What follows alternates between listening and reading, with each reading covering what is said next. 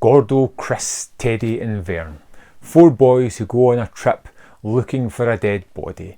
Stand By Me is a movie that I have bought countless times in my life. It's a movie that I don't watch often. Every few years I throw it on, and every few years I am just absolute marvelled by how well this movie holds up. This time's the first time I've watched it on 4K, and I've got to say this is one of the best 4K transfers I have seen in the longest while. I was just riveted by the colour, the detail. There's moments especially where they're trekking through the forests or over the bridge where you see so much detail in the background. It's just wonderful. And I just don't know how some movies just seem to hold a certain magic in them. You know, some movies just seem to capture a feeling and it's just there forever. And Stand By Me is one of those movies that I put on. I see myself in all 4 of the characters and I just taken away on this childlike adventure. And it's one that feels very real as well. You know, when you look back and you take a distant step away from it and you look at the story, it's very contrived the way it does it. You know, 4 kids all have their own little traumas, their own little identity crises, and they have dealing with them over the period of this weekend. You know, they all come to the forefront, they all get some clarity on them, they all discover the kind of people that they're friends with, and how they're going to take that on into their adult future. And like I said, it's a little bit contrived, but while watching the movie, none of that feels like that. It feels heartwarming. It feels like proper friendships. It feels like bonds that are going to last through time. And it's just such a memorable small adventure trip that you could envisage having yourself. I think drives this one forward. Now it's got this amazing soundtrack of all these just tunes that are smile-inducing. They're all fun. The interactions between the characters, the little digs that they all have are immensely fun and kind of things that you would do with your friends at the time.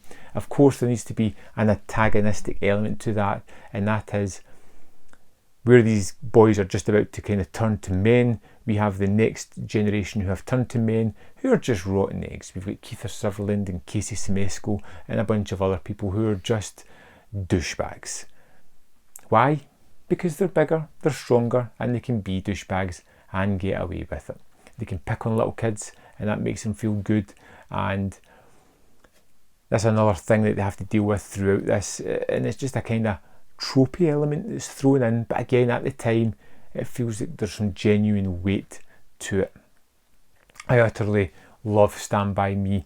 I think it's a series of fantastic segments, each getting better and better. Whether it's just the guys walking along the track talking, whether it's the train coming towards them, that frustration of Vern just not getting off the tracks, not standing up, no matter how hard God pulls at him, he just won't move. The idea of an adult reminiscing about their childhood in the form of Dreyfus at the start and end of the movie is just terrific. The leeches scene, the fun that leads to horror, to utter terror, Chomper, the dog that's going to tear Gordy limb from limb if he doesn't escape this bounding, seething, saber-toothed terror of a dog. It's just a wonderfully enlightening movie that's just affecting. It's like a warm comfort blanket. I can't objectively look at Stand By Me.